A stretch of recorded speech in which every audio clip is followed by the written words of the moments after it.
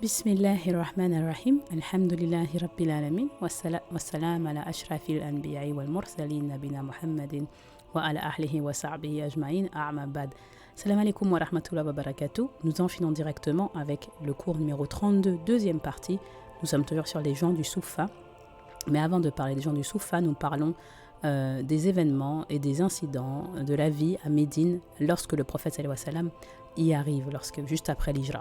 Donc, qu'est-ce qu'il fait? Quels sont les systèmes qu'il met en place? Et je vous disais, donc à la fin du cours précédent, 32 partie 1, que le prophète sallallahu alayhi wa sallam avait mis en place le système du Mu'akha. Mu'akha qui était de créer des binômes composés de Ansar et de Muhajirun. Mu'akha, pour ceux qui ne sont pas arabophones, c'est de faire des gens des frères, des akhi. Donc, le prophète sallallahu alayhi wa sallam fait des Ansar et des Muhajirun des frères. Donc, en dépit du fait qu'il encourageait les Ansar à être généreux et que les Ansar étaient généreux, Allah nous dit par exemple, Al-Ashar, surat Al-Ashar, versets 8 et 9, Allah Azzawajal nous dit Lil fukarahi muhajirin. Lil fukarahi muhajirin, c'est-à-dire que tous ceux qui ont fait l'Hijra sont des fukara, des pauvres. Bien sûr, nous l'avons dit plusieurs fois, lorsque tu t'en vas de chez toi, tu dois laisser tous tes biens. Tu ne peux pas prendre tes terrains, tu ne peux pas prendre tout ton or, tous tes biens, ta maison, non. Une fois que tu quittes chez toi, tu perds tout, donc tu deviens pauvre. Donc, lil fukarahi al-muhajirin. Ensuite, il dit walladhina tawahu ad-dar wal imana qablihim. Et ceux qui préparent la maison. Donc, la maison fait référence à Médine. Ad-dar, c'est la maison, et pour nous, c'est Médine ici. Et donc, walladhina tawahu, donc ceux qui préparent, c'est la référence au Ansar. Donc, ils préparent l'arrivée des Muhajirun. Et les Ansar n'ont pas hésité à partager tout ce qu'ils avaient, et ils ont préféré d'autres plutôt qu'eux, même s'ils étaient pauvres. Et donc les Ansar ont donné aux Muhajirun maison, nourriture, vêtements, bétail, tout ce qu'ils avaient. Ils ont vraiment été très généreux. Donc dans Bukhari, nous avons un hadith où les Ansar disent au prophète sallallahu alayhi wa sallam qu'ils donneront la moitié de leur terre aux Muhajirun. Ils disent, nous on veut bien, ya Rasulullah, donner la moitié de nos terres aux Muhajirun. Il faut savoir ce que ça représente. La moitié des terres, c'est immense. Les terrains qu'ils ont, les jardins, c'est aussi avec des dattiers, n'oubliez pas. Donc tout ça en échange de rien. Khalas, on te donne gratuit parce que ce sont nos frères en islam. Et le prophète sallallahu alayhi wa sallam fait des doigts pour eux, des doigts généreux pour eux, mais il refuse un cadeau trop généreux, si généreux. Et il dit à la place, ils seront en charge de l'exploitation, donc de vos terres, de vos jardins, et vous partagerez le produit de la récolte. Donc il faut comprendre, laissez-les travailler pour les dates. Et subhanallah, ça nous montre vraiment le adab, la façon dont un musulman se comporte. Le prophète sallallahu alayhi wa sallam n'accepte pas les donations gratuites. Il préfère que les muhajirun travaillent. Et sûrement, il ne voulait pas peut-être également créer un trouble entre les muhajirun et les ansar. Shaitan vient facilement semer le trouble entre les hommes. Peut-être pas sa génération, mais peut-être également plus tard. On ne sait pas si les descendants auraient pu dire « Ah, on vous a tout donné sans rien attendre en retour ». On ne sait jamais. Donc cette génération de Ansar, elle a vraiment le cœur pur, mais tu ne sais pas ce qui peut se passer plusieurs années après, avec la descendance. Ou même les muhajirun, les munafiqun, qui eux auraient été également obligés à donner. Donc c'est pas ce qu'il y a dans le cœur des gens. Donc le prophète sallallahu alayhi wa sallam refuse. Il dit non aux dons gracieux. Et il impose le travail en échange d'un pourcentage de date pour le travail manuel. Et ce sera ça leur salaire. Et le prophète sallallahu alayhi wa sallam a également encouragé les musulmans à être généreux les uns envers les autres. Vous connaissez sûrement le premier hadith de Médina. Il est narré par Abdallah ibn Salam. Qui est Abdallah ibn Salam? C'est un grand rabbin juif de Médine qui se convertit tout de suite. Il se convertit à l'islam quand le prophète sallallahu alayhi wa sallam arrive. Et Abdallah ibn Salam nous dit, lorsque le prophète sallallahu alayhi wa sallam est entré à Médina, les gens ont accouru pour le voir, pour l'apercevoir. Et j'étais un des premiers à arriver. Et bien sûr, c'est à Quba, le prophète sallallahu alayhi wa sallam entre à Médine à Quba. Et il dit, Abdallah ibn Salam continue, et il dit, Falamat tabayanat wa adjuhu. Donc quand j'ai pu l'apercevoir clairement, j'ai tout de suite su que ce n'était pas le visage d'un menteur, d'un kadhab. Vous avez ce hadith dans Musnad Imam Ahmed. Et il dit, j'ai su que ce n'était pas le visage d'un menteur. Dès la première fois qu'il voit le prophète sallallahu alayhi wa sallam, juste en le regardant, tu sais qu'il inspire la vérité. Et bien sûr, Allah laisse transparaître la piété et la vertu sur le visage des hommes. Tout comme si tu as de la méchanceté, ces traits-là sont marqués sur ton visage d'une façon qu'on ne peut pas comprendre, d'une façon inexplicable. Mais on sait que les pieux reconnaissent les pieux, et ça, il n'y a pas de doute. En arabe, ce concept s'appelle firasa. Les gens pieux reconnaissent les gens pieux, les gens pieux reconnaissent les gens purs, et on dira en anglais, evil reconnaît evil. Le prophète sallallahu alayhi wa sallam a dit que le concept de firasa, c'est un vrai concept. En effet, les gens purs reconnaissent les gens purs. Et vice-versa. Donc on appelle ça firasat al-mu'minin et firasat al-haqtada. Et donc le prophète sallallahu alayhi wa sallam, c'est un pur bien sûr. Et Abdallah ibn Salam, c'est un pur yahoudi. Et donc il reconnaît la pureté du prophète sallallahu alayhi wa sallam. Et il dit, la première chose que je l'ai entendu dire en parlant du prophète sallallahu alayhi wa sallam, la première chose qu'il a dit c'est Afshul salam wa ayit muttaham wa silul arham wa salul bilayli wal nasuniyam tadkhubu dhul janata bis salam. Et c'est le hadithul salam qui est narré par Abdallah ibn Salam. C'est le hadith de la paix. C'est le premier hadith du prophète sallallahu alayhi wa sallam à Médina. Et il dit Afshul salam, répandez le salam. Wa ayit muttaham, donc nourrissez les gens. Si quelqu'un a besoin de nourriture, donnez-lui. Excusez ma voix. Et il continue en disant Wa silul arham, soyez bon envers votre famille. Wa salul bilayli wa nasuniyam, priez lorsque tout le monde dort. Tahud de Boudul, Janata bil Salam, vous entrerez au paradis en paix.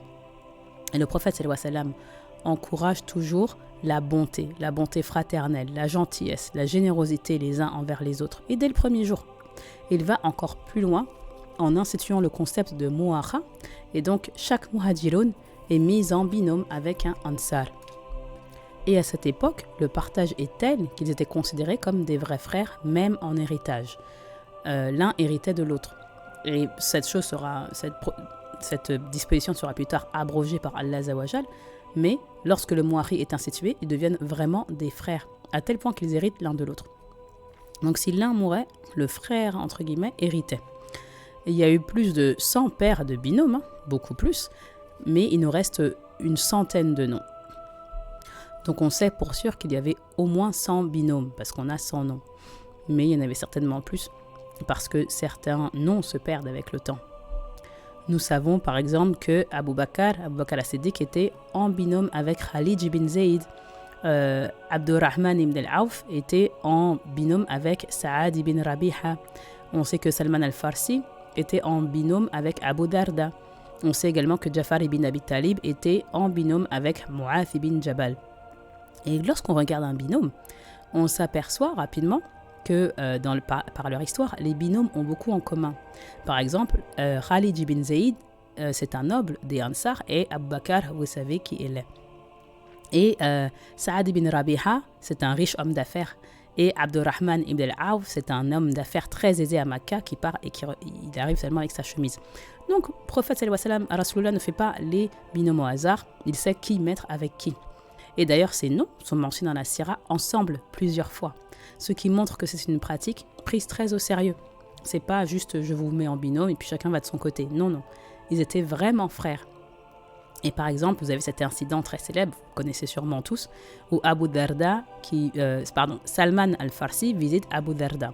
Ça se passe avant que le hijab ne soit décrété. Je le dis pour les puritains qui vont dire quelque chose, le hijab n'est pas encore décrété. Donc Salman al-Farsi à cette époque a à peu près 90 ans. Il est très vieux. Et c'est avant le hijab. Et Abu Darda, il voit que sa femme, elle est échevelée, elle n'est pas peignée, elle a des vêtements un peu vieux. Et donc, il dit à sa femme, va t'habiller quand même pour ton mari. C'est mieux que tu t'habilles un peu pour ton mari. Donc pour son frère, Salman al-Farsi, qui est venu les visiter. Et il lui dit donc, habille-toi un petit peu pour ton mari, c'est quand même mieux. Et Ummi Darda, elle lui dit, ton frère n'a pas besoin de femme, il n'a pas besoin que je m'apprête pour lui. Vous voyez à quel point l'un remplace l'autre. Il n'a pas besoin de femme, c'est vrai, Salman a peut-être 90 ans à cet âge-là, donc il n'a pas besoin que je m'apprête pour lui. Donc, elle n'a pas besoin de se peigner ou d'aller se faire belle. Il fait vraiment partie de la famille, il est vraiment frère. Et donc, on a certains riwayats qui nous disent que Salman al-Farsi a vécu jusqu'à 120 ans. Et donc, il a à peu près là 90 ans. Dans un autre riwayat, dans un autre hadith, on a Abu Darda et Salman al-Farsi qui prient ensemble. Et Salman al-Farsi continuait pour faire tahajjud. Et Abu Darda lui dit non, allonge-toi, tu vas pas prier tahajjud maintenant. Et parfait pour Abu Bakr et Khalid ibn Zayd. Nous avons plusieurs hadiths où ils sont ensemble. Le point, c'est que le Mouari, ce n'est pas un lien superficiel, ils se côtoient réellement, ils sont souvent ensemble. Et donc, dans la Sira, très souvent, ils ont des histoires ensemble. Inch'Allah, vous avez déjà commencé à lire Bukhari. La plus célèbre de ces histoires, c'est Abdurrahman ibn al-Auf. On l'a vu plusieurs fois, Saad ibn Rabi'a. Saad, c'est un riche commerçant de chez les Ansar. Et il dit à Abdurrahman ibn al-Auf, je suis le plus riche des Ansar en argent. Et je vais te donner la moitié de tout ce que je possède. Et il dit, Abdurrahman, prends la moitié de mon argent. Dans un autre riwayat, il dit, j'ai 2 étages, prends-en un. J'ai 2 femmes, choisis-en une. J'ai 2 jardins, il y en a un qui est à toi. Et donc, il est prêt à tout partager, Saad ibn Rabi'a. Et Abdurrahman ibn al-Auf, il dit, Barakallahu lafi. Donc, qu'Allah mette la baraka dans tes biens, dans ta famille, qui te bénisse pour cette générosité dont tu fais preuve. Et il lui dit, mais j'ai pas vraiment besoin de tout ça, juste dis-moi où est le souk, le marché. Donc il cherche là où il peut aller vendre. Et il va vendre un peu de beurre qu'il avait au souk de Yaoud, au marché de Yaoud, jusqu'à... donc il vend, il rachète, il vend, il rachète, il vend, il rachète. Souvenez-vous que Abdurrahman ibn al-Auf, il est venu avec seulement ce qu'il portait quand il est rentré à Médine. Il avait rien d'autre que sa chemise, en gros. Toute sa fortune partie. Et il rachète si bien, en fait, il vend si bien qu'il arrive un jour où le prophète sallallahu alayhi wa sallam voit Abdurrahman ibn al-Auf qui passe bien habillé, bien parfumé. Et le prophète sallallahu alayhi wa sallam, pour le taquiner, il dit « Est-ce que tu t'es marié ?» Et il dit « Oui, ya Rasulallah, je me suis marié. » Le prophète lui demande « Alors, qu'est-ce que tu lui as donné ?» Et Abdurrahman lui dit « Je lui ai donné le poids d'un noyau de date en or. » Donc moins de 20 grammes. C'est une somme triviale. Et le prophète sallallahu alayhi wa sallam, lui dit fais un walima. Et donc c'est de là qu'on tient dans notre charia qu'il est fortement conseillé de faire le walima. En tout cas, ce qu'il faut noter ici, c'est qu'il faut noter la générosité des Ansar avec le muwaqqat et l'honneur des muhajirun. Donc tous les Ansar donnent avec générosité et aucun des muhajirun n'accepte gracieusement. Et vraiment, c'est ça le vrai iman. Allah Azza wa Jal le dit, leur iman leur permet d'offrir avec beaucoup d'aisance, de générosité. Et l'iman des muhajirun refuse les largesses. Donc aucun ne profite de l'autre. Et c'est ça l'adab du musulman, le comportement du musulman, l'étiquette du musulman. Donc un ansar aide un muhajirun. Il les aide d'ailleurs tant et si bien que les muhajirun un jour vont voir le prophète sallallahu alayhi wa sallam. Et ils demandent, est-ce que leurs hasanat vont aller au ansar? Ils vont le voir un jour et ils disent, Ya Rasulullah, on n'a jamais vu un groupe d'hommes comme celui-là. Ils partagent équitablement avec nous, même lorsqu'ils sont dans les difficultés. Et ils partagent avec nous lorsqu'ils sont dans l'aisance. Ils prennent soin de nos besoins et partagent toutes nos bonnes actions. Et nous avons peur, Rasulullah, qu'ils prennent tout notre ajar. Subhanallah. Notez également la beauté de la plainte, bien sûr, parce que c'est plutôt une éloge qu'on fait à quelqu'un.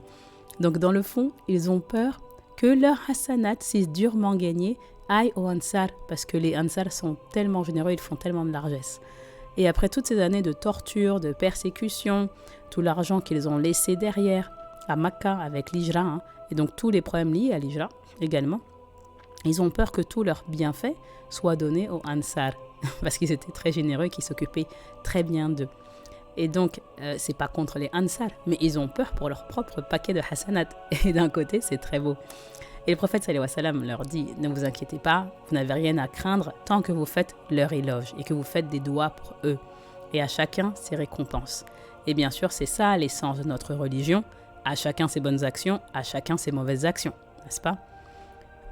Et c'est pourquoi les muhajirun sont à un niveau plus élevé que les Ansar, bien que les Ansar ont fait énormément de bonnes actions. Donc nous avons dit que les Mouahé héritaient les uns des autres jusqu'à ce que Allah subhanahu wa ta'ala révèle Surat Al-Anfal après la bataille de Badr, là, donc 1 an et demi, 2 ans après leur arrivée, Allah Azza wa Jal révèle وَالَّذِينَ آمَنُوا بَعْدُهُ وَأَحْجُرُهُ وَجَحْدُهُ مَعَكُمْ فَهُلَانِكَ مِنْهُمْ وَأُحْلُ الْأَحْرَامِ بَعْدُهُ وَأُحْلُ بَعْدِهِ فِي كِتَابِ اللَّهِ. Donc Allah fait l'éloge de ceux qui ont tout quitté pour suivre sa voie. Et il dit wa uhlul ahram, donc leur famille à eux, aux muhajirun, sont plus proches que les frères, les akhi, aux yeux d'Allah. Et donc par ce ayat, par ce verset, la sahaba comprend que l'héritage d'un frère à l'autre, d'un akhi à l'autre, est abrogé, et que l'héritage est réservé en priorité aux familles, et que le lien de fraternité, lui, n'est pas abrogé, mais l'héritage est abrogé, et que les mouahri n'héritent plus les uns des autres. On a ça dans sourate Al-Anfal. Nous avons également un autre point intéressant ici, qui est le fait que les mouahri n'est pas seulement lié au début de Médine. C'est un point que beaucoup de musulmans oublient. Lorsqu'on ouvre un livre de Sira, souvent, on se dit « Ah, les Mouaha, ça commence là. » Donc c'est au début de l'ère de Médine dans vos livres. Mais non, les Mouaha commencent au début de l'ère de Médine. Ils continuent bien après la conquête de Makkah. Comment on le sait ? On le sait parce qu'on voit le nom des gens qui ont été mis en binôme. Salman al-Farsi et Abu Darda. Abu Darda, il n'a pas accepté l'islam tout de suite quand il est à Médine. C'est un des derniers païens, n'oubliez pas. Et donc, il accepte. Et quand il accepte, ensuite, il y a le Mouahri qui est fait. Donc, le Mouahra a eu lieu. Et c'est pareil pour Jafar ibn Abi Talib. Où est-ce qu'il est, lui ? Il est en Abacha, il est en Abyssinie. Et il reste jusqu'à ce que le prophète sallam lui envoie la lettre pour dire « Vous pouvez venir maintenant à Médine ». Donc, c'est l'ancêtre de l'Hijra. Et ensuite, quand il est à Médine, le Mouahra a lieu. Il est mis en binôme avec Mu'adh ibn Jabal. Mu'adh ibn Jabal, celui qu'on appelle le Saïd des Ulama, n'est-ce pas ? Le Saïd des Ulama, le Saïd des savants. Et donc, Muawiya, lui, est mis en binôme. Muawiya ibn Abi Sufyan, un de nos généraux célèbres. À l'époque, il n'est pas musulman, mais une fois qu'il se convertit, Muawiya est mis en binôme avec Attat at-Taymi. Et Muawiya accepte l'islam seulement après Fatimaka, donc après l'an 8. Et donc, le Mouahri a duré pendant toute la période de Médine. Et donc, on en déduit qu'il s'agit d'une sunna négligée et que nous devrions certainement la rétablir. C'est un avis que je partage avec le Cheikh Yassir Kadhi. C'est quelque chose qui serait nécessaire de rétablir, surtout pour les convertis. Et pas seulement. Mais c'est le point de la Mouahra. Par exemple, lui, qui vient juste de se convertir, a besoin d'un support émotionnel. Il ne connaît pas tant de choses. Il a besoin de quelqu'un pour lui montrer la adab des musulmans, l'étiquette musulmane, la bienséance musulmane, savoir la salat, donc la prière et le Coran. Bien sûr, c'est la base. Donc le Coran, la salat. Mais ça serait bien s'il y avait des familles qui adoptaient des haris. Et c'est ce que le prophète sallallahu alayhi wa sallam faisait tout au long de sa vie. Donc ce n'était pas seulement temporaire. Et c'est certainement une chose que nous devrions commencer à faire dans nos communautés, que vous pouvez suggérer dans vos masjids, que celui qui vient se convertir, et même peut-être les plus jeunes avec les plus jeunes, c'est bien qu'il ait une personne de référence si vous voulez. Ça nous montre que pour qu'une société grandisse, il faut qu'il y ait un lien fort entre ces individus. Et c'est pareil pour n'importe quelle société. Et bien sûr, il n'y a pas de lien plus fort que la religion, parce que les croyants partagent la même éthique, les mêmes valeurs, la même façon de voir la vie. Et donc les gens d'une même religion partagent cela. La façon de voir la vie, elle est modelée par notre religion. Et donc ces liens doivent être fortifiés. Lorsque le Coran nous dit que l'iman des mu'minines, c'est le plus fort des liens. Qu'est-ce que ça dit ? Iman al-mu'minina ikhwa. Donc ça veut dire qu'il n'y a pas d'autres liens qui soient équivalents. Et donc ces liens, il faut les préserver. Et ils sont d'ailleurs préservés depuis le début de l'islam. Quand on regarde par rapport aux autres sociétés, aucune autre société n'a été aussi dévouée, aussi désintéressée que ce groupe de Ansar qui est prêt à tout partager, à partager tout ce qu'il possède pour gagner le plaisir d'Allah Azza wa Jal uniquement.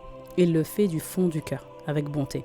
Donc pensez-y, si on s'arrête peut-être juste 2 minutes, il n'y a pas vraiment d'autres sociétés où où il y a un tel événement qui ait lieu, où un groupe était prêt à donner tout ce qu'il possédait pour un groupe qu'il considérait comme leur frère en religion. En tout cas, j'en ai pas en tête. Et bien de frères de sang ne feraient pas ce que les Ansar ont fait pour les Muhajirun. Si vous y repensez bien, donner la moitié de sa fortune, ses terrains, sa femme, ses jardins, en tout cas une de ses femmes. Et donc Allah loue les Ansar de façon très généreuse et il les loue et il dit ils l'ont fait avec le cœur. Et le prophète sallallahu alayhi wa sallam ne se contente pas de parler, mais comme un leader, il met en place le système. Il le met activement en place, le binôme. Donc, dans un hadith, on voit que le prophète sallallahu alayhi wa sallam a fait le pacte de Mu'akha Fidarina. Donc, ça veut probablement dire dans le quartier, parce qu'il n'y a pas de masjid à l'époque. Donc, ils sont dans le quartier, le prophète s'assoit, Rasulullah s'assoit, et un à un, chaque Ansar et Muhajirun passent devant lui et ils sont liés. Ça montre qu'il était vraiment très pragmatique, Rasulullah. Il n'était pas seulement dans la théorie, mais également dans l'action.